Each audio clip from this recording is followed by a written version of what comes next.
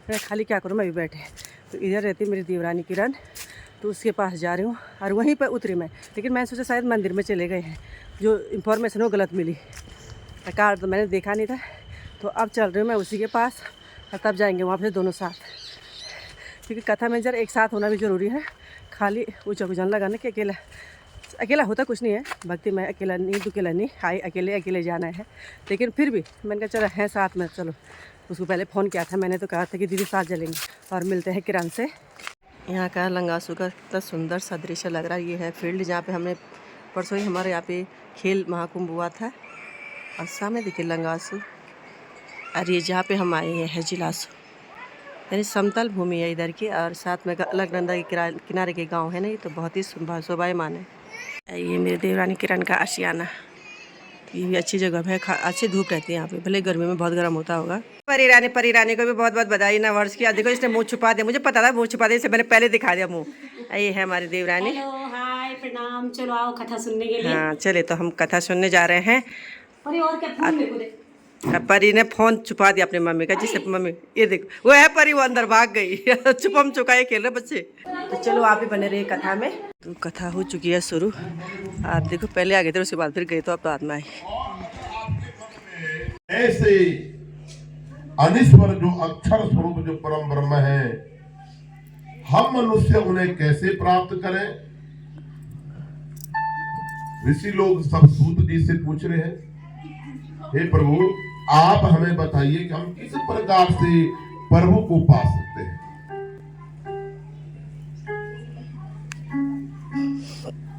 सूत जी बैठे हुए हैं, 88,000 ऋषि हिमालय भूमि में बैठे हुए हैं और इस दिव्य केदार खंड का आरंभ हो रहा है। सभी लोग सुनने के लिए उत्सुक हैं और सूत जी ने कहा, श्रुतम मुनियो सर्वे ये संति श्रुतमिच्छवो यदाहो भगवान पुत्रो ब्रह्मणा परमात्मनो।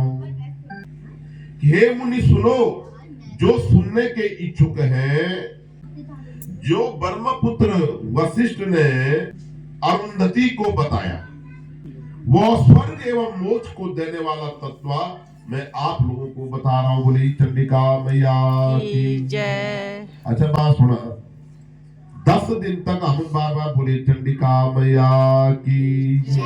मतलब माँ भगवती जय जयकार होते रहो, क्योंकि वो सही नहीं चढ़ी, वो भी उठी चढ़ी। क्योंकि हमने जो 18 पुराण का संकल्प ले रखा है, हम तो सुन साथ में उन्होंने भी सुनना है।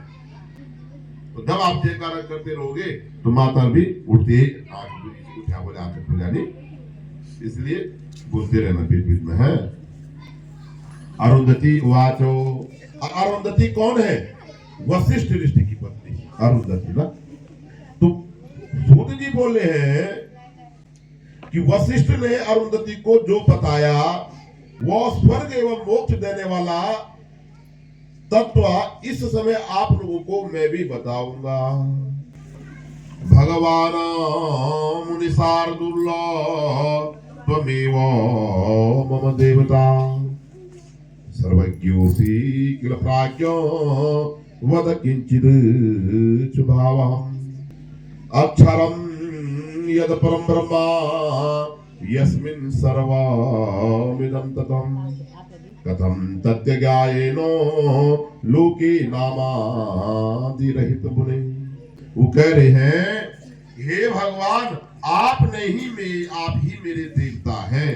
अरुंधति कह रहे भगवान वशिष्ठ के लिए, आप सर्वज्ञ हैं और आप बताइए कि किस प्रकार से हम उस परम ब्रह्म को प्राप्त कर सकते हैं। तपस्या और भक्ति से कैसे हम भगवान को प्राप्त कर सकते हैं और अपने मन के राग और दोष को दूर कर सकते हैं। बोली चंडिका मैया की जय।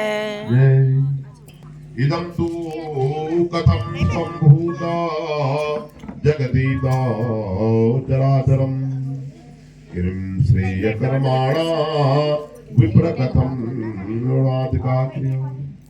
कलयुग में कैसी गति को सदगति होगी, कर्मों में कौन श्रेष्ठ कल्याणकार है और ब्राह्मण क्षत्रिय आदि वर्णों में क्रियाएं कौन कर्म कैसा करेगा, ये सब इस पुराण के माध्यम से आप हमें बताइए। तब सूत जी ने कहा कि मुनि वशिष्ठ ने क्षण भर में ध्यान किया और फिर इतिहास को जानकर उनसे कहा। वशिष्ठ बोले कि हे प्रिय,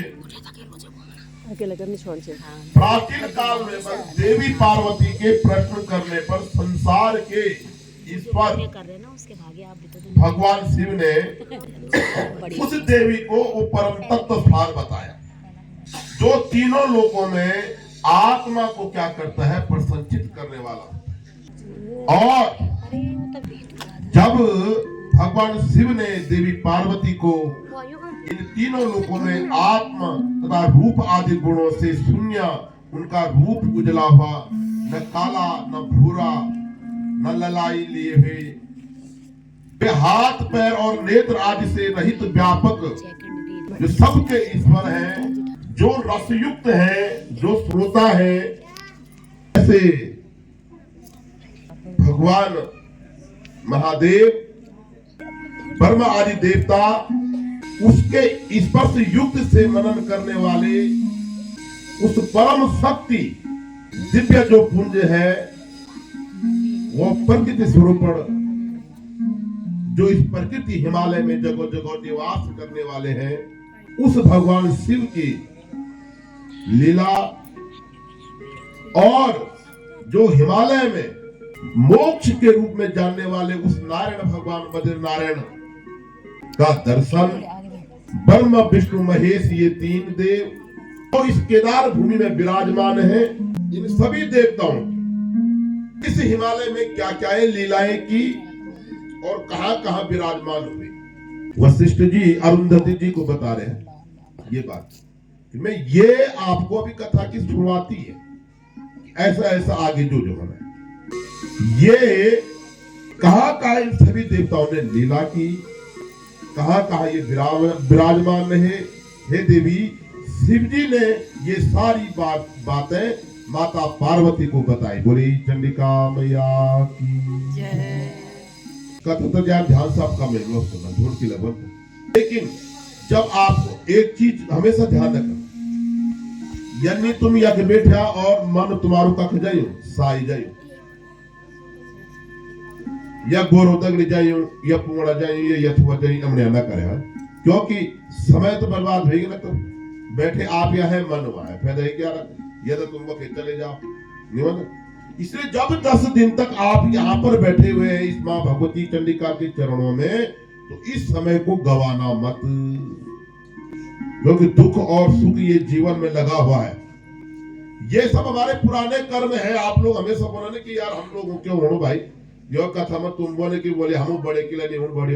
अरे जो हम इस समय जो वर्तमान जो हमारा चल रहा है, ये हमारा पुराना कर्म है, और जो हम नया बना रहे हैं, जो इस समय हम कर रहे हैं, ये आने वाले समय के लिए। जब आपका ये पुराना कर्म समाप्त हो जाएगा और जब नया जीवन आपको मिलेगा ना, वे सकन तुम भी अंबानी जब परिवार में जन्म ले सकते, या तुम स्वयं अंबानी वे सकते। इसलिए आप जहां बैठे हुए हैं, बेशक आप 10 मिनट वास्ते बैठा, तो 10 मिनट के लिए अपना पूरा शरीर भी यही रख दो, अपना मन भी यही रख दो, और अपना क्या, और मन में कोई नहीं कथा नहीं, भगवान का स्मरण करते रहो, जिससे आपको भी आनंद आए और आपके मन को भी आनंद आए। और आजमे के देखे जीवन में ये बात जरूर आजमाए। अगर तुम जिन मन बेटी नो, अगर मन से तुम के चीज भूला ना, तो तुम अलग के आनंद हो, और फिर दिन भर तो मन में वही चलते हो। इसलिए जब आप लोग कथा सुनने आएंगे कल से लगातार, तो मेरा विश्वास है मुझे कि आप इस वाले पुराण के बाद कुछ नया करोगे और अपने जीवन में नया बदलाव लाओगे। और अब केदार खंड जो लोग नए आए उनको भी बता रहा हूं मैं, आज पहला दिन है इसलिए बता रहा हूं। जब आप लोग धीरे धीरे आगे सुनोगे तब कश्मीर, हिमाचल और उत्तराखंड, जो ये पूरे हिमालय क्षेत्र है, ये पूरे केदार खंड का क्षेत्र है, इसको पूरा केदार खंड बोलते हैं। और स्कंद पुराण में 7 खंड है, जिसमें सबसे बड़ा केदार खंड है, जिसको हम यहाँ पर कर रहे हैं। हम इस जीवन रूपी जो नैया है, इसमें डूबते उतरते रहते हैं, जब तक हमारा मन हमारा क्या नहीं रहता है, बस में नहीं रहता, तब तक हम टेंशन में रहने रहते। रोटी हमने शाम को खानी, लेकिन चिंता पहले बड़ी रहनी बेमतलब। अरे भगवान क्या बोले। देखिए काफी बड़ा क्षेत्र है। इधर से भी देखो, ये महा का मंदिर इधर है, भगवान शिव का मंदिर है, उसके इधर उधर देख लीजिए, काफी लंबा एरिया है।